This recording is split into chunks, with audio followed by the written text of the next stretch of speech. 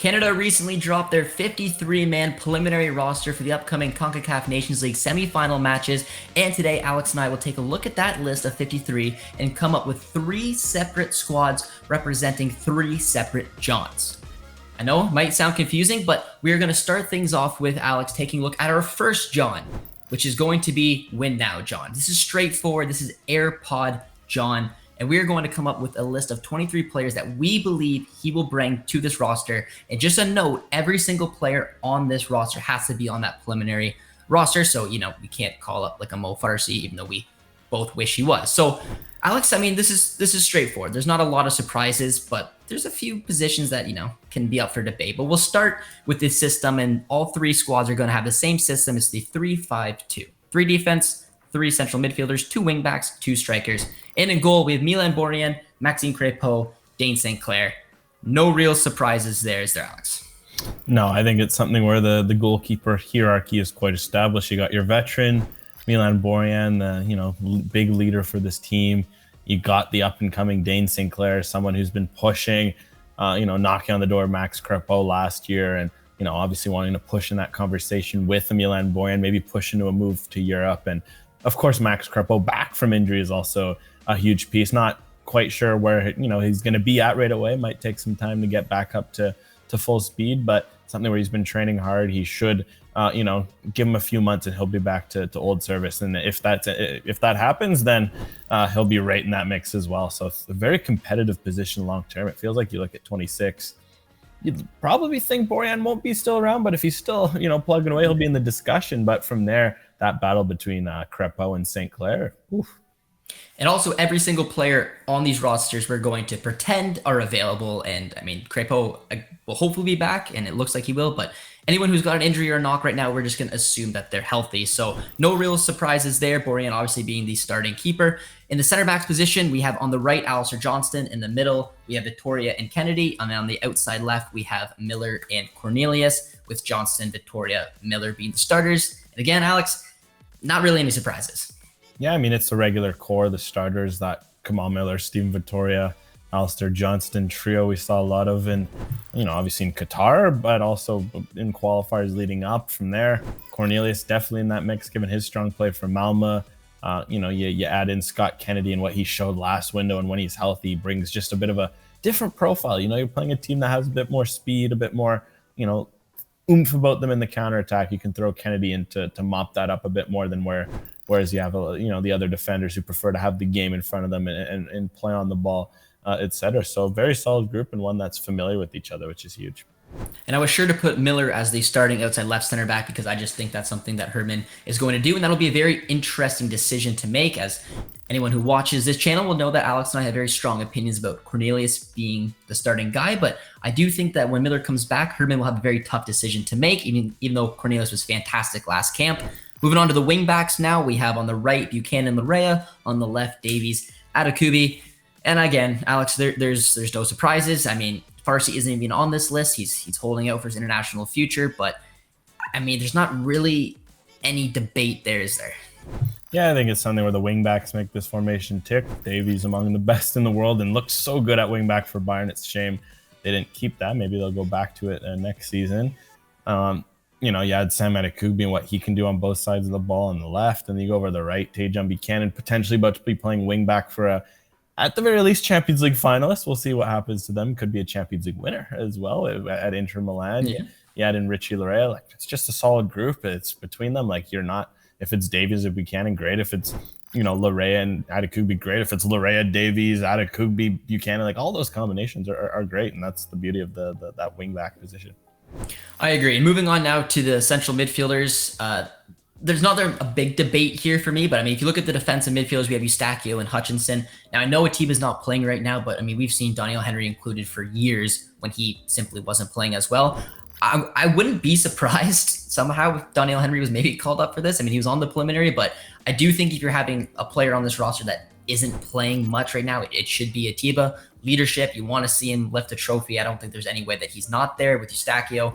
Into the central midfield, you got, again, more of a John Herdman comfortable pick with Kone, Piet, K, and then as our cams, we have Azorio Hoylett. I think these positions are up for debate. And when we get into one of the later squads, you'll see why. There's a lot of good players that are knocking on the door, but I think this would be a comfortable midfield pick for Herdman, right, Alex? Yeah, I think so. I think Eustáquio, Kone, Osorio kind of picked themselves. Great trio last camp. Like to see more of them. And, you look at the depth beyond it. Mark Anthony Kay, still playing regularly, still an important part of Canada. You add in as well Atiba Hutchinson. He has to be the one lifting the trophy. Couldn't be anyone else should they win it as the captain. He still showed against Honduras he can come off for 30 minutes and do a job in those sorts of circumstances. Maybe, not the 45, 60, 70-minute guy, but sometimes that's all you need, 30 minutes off the bench. And then from there, of course, Junior Hoylett is a must, given his versatility, given just the attacking impetus he provides, and Samuel Piet as well on the other side of it, someone who can shut down games a bit, be a defensive rock, be a good fill-in in that position. So that will be the 5-man midfield in this system for John Herdman. Buchanan on the right, Davies on the left. You have Eustáquio, Kone, and Osorio in the midfield. And then up front, no real surprises. Again, very John Herdman picks. You have David, Larin, Ugbo, Cavallini. Ugbo is struggling a little bit, potentially could get a transfer this summer, and Cavallini is doing relatively well in Mexico, but wasn't called last camp. These are pretty straightforward picks, aren't they, Alex? No, I think it's something where David and Larin have almost over 30 tier 1 goals between them in top 5 leagues. So they start together. They looked good last camp. They can, shown to be able to play off each other.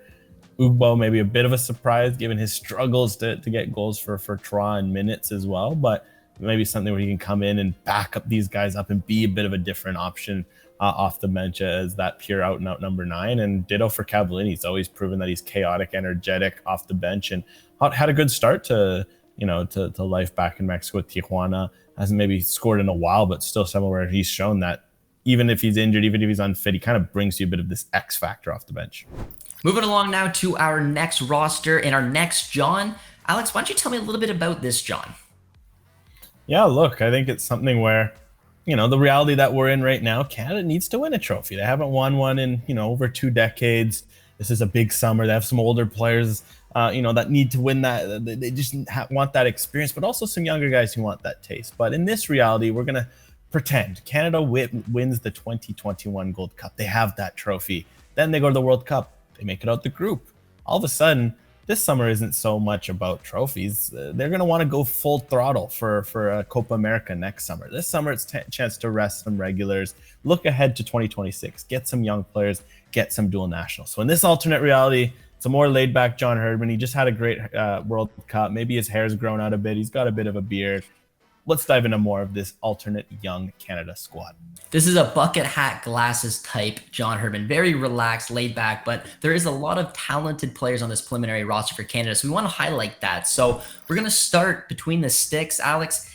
You have Dane St. Clair, Jonathan Sirois, and Tom McGill, 3 very talented young keepers. Next up now is our center back position, and there's some experience in there, but they're still relatively young. We have Zator and Hebert on the right, Waterman in the middle, and on the left we have Cornelius and Bombito. Alex, who sticks out to you in this different-looking back 3? I like the mix of experience, but also some up-and-comers. I think it's a position where you do want a bit of experience there. So Joel Waterman, he's been around the Canada's fold. He's done well for CF Montreal over the few years, so I like to see that. Derek Cornelius, of course, really stepping up and becoming a leader at Malma, and I'd love him to be a leader on this team and assume a lot of responsibility. You add in as well Dominic Zatori. He's new-ish to the national team, but he did have that experience in 2019. Plus, he's a bit older, so he can bring that experience. And then from there, you throw in Kyle Hebert as well, someone who's a bit newer to that MLS stage and has had that taste of the camp. And then the fun name for me, the long-term potential, someone who is so highly rated and just had a rough start to the year because of injuries, but now he's healthy, playing for their first team in Colorado. It's Moise Bombito, right? He's someone who's young, has all the profiles to be a very good center back long-term with his size, with his passing ability, all those sorts of tools. So it would be great to throw him in that mix and learn from those guys. And looking at the other players we mentioned besides Bombito, they're mid-20s or late 20s. They're not a lot of youngsters that Alex and I had to pick from, so that is definitely an interesting one.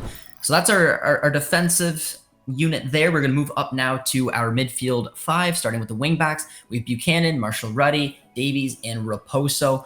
I'm assuming Marshall Ruddy might be the one you're going to focus in on, Alex, considering how young he is. He is part of that TFC squad right now that is struggling, but there's still a lot of upside to his game, isn't there?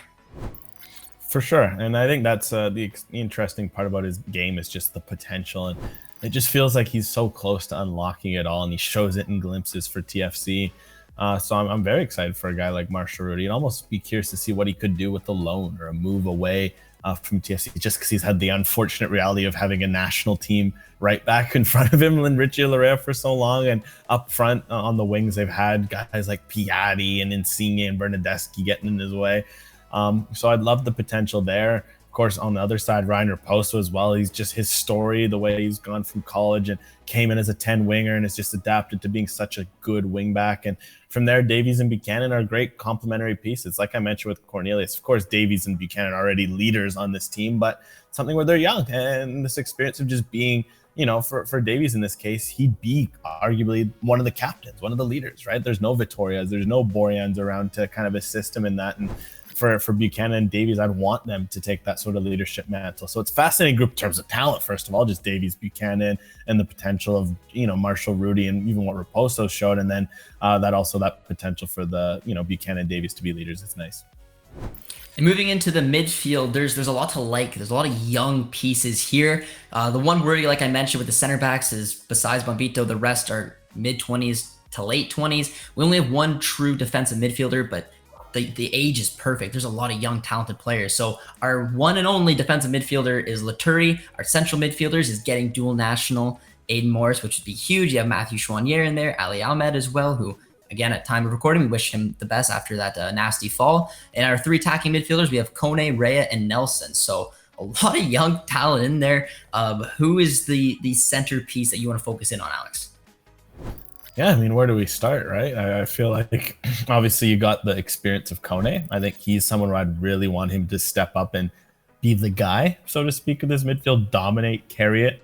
But from there, I think a guy like Aiden Morris, of course, you can get him. His profile for Columbus looks fascinating. I think he's the exact sort of cerebral, versatile midfielder that you'd want long-term for Canada. So I'd obviously highlight him. Victor Laturi as well, if he can just hold down that 6 and show what he's shown for Ross County, where he's a bit of a big game player. He likes that bigger stage at times, and he can play on the ball and bring those sorts of attributes. And from there, there's so much to be excited about it with complementary pieces. Like Sean Rea has so much potential, and he shows that, he can make things happen in the final third. He has that, je ne sais quoi about him in the final third. And you add in Jaden Nelson as well. He's very versatile, very multifaceted player. He can play on the wing, but also can play more central now after, a season with TFC and with Rosenberg, where he's kind of had to do both. And he's still super young despite all his pro experience. So I just love the mix of upside in the group, but also some of these profiles. Yeah, and that 5 looks dangerous. Buchanan, Davies, Laturi, Morris, Kone, so young. Our midfield is definitely in safe hands right now. And moving up to our strikers, unfortunately for Kyle Laird, just looking at the age, we unfortunately kicked him out of this squad, but there's still a lot of good names there. We have David, Russell, Rowe, Schaffelberg, and Brim. Now, Schaffelberg obviously is getting a new lease on life in Nashville right now. I think he deserves a call-up, but because of this system, it's maybe not as natural to him. I'm assuming maybe like a 4-2-3-1 would be his preferred position out on one of the wings, but he's shown that he can play up front. And in this system, that's basically where he's going to have to break through. You also have Brim, who's shown he can play as a striker. Russell Rowe has got a lot of upside as well. Teammates, hopefully, of future Canadian Aiden Morris. But Alex, what do you think of the front four there? Yeah, it's exciting. I think obviously led by David, he's going to be the guy here. It's similar with what we said with Davies.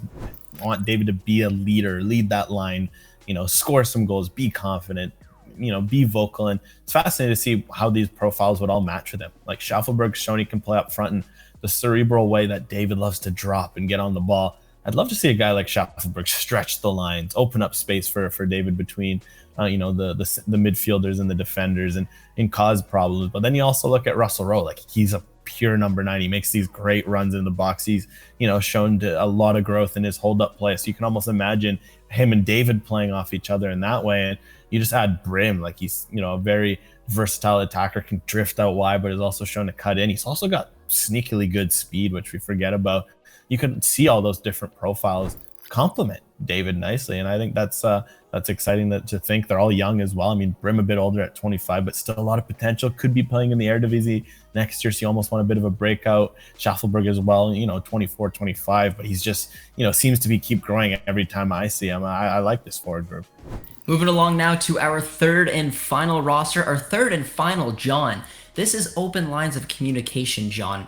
This John liked what Alex and I have done here on the channel. He opened up the phone and said, Josh, Alex, come on board. It's why we're dressed like this. It's a big opportunity for Alex and I, but we're assistant coaches now. And we were in his ear and helped him put together a squad that we think is perfect. A little bit of the first squad we showed you and a little bit of that second squad for our perfect overall squad. So Alex, taking a look at this one, in between the sticks, we kept the familiar faces. I mean, Borjan, St. Clair. We're going to assume that Crepo maybe needs a little bit of a rest after coming back from injury, but it also opens up the opportunity for McGill. This is a very talented player. He's a part of the Brighton system. He's one that we're hoping one day can take a step up or maybe even get a loan next season to the championship and get significant minutes in a competitive league.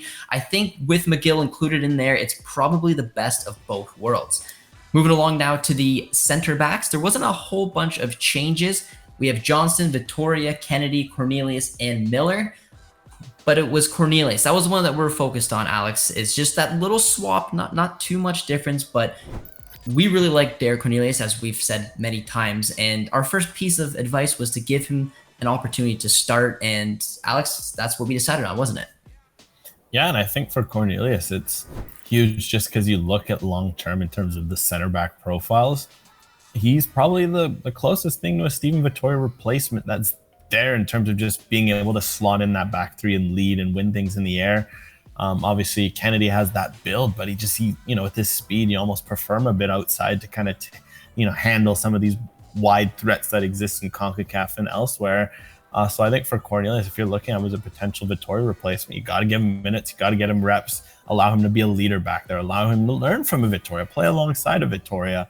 Even at times where Vittoria's tired, step in and fill in and, have a Miller slot right beside him or a Kennedy. I think it's time for Cornelius, especially he's shown it at Melma. Like the fact that he's stepped in at a club like that right away and is already a leader there. He's leading in the heart of a back three. He's having these performances after performances. That's huge. And you want to see him carry that over to Canada.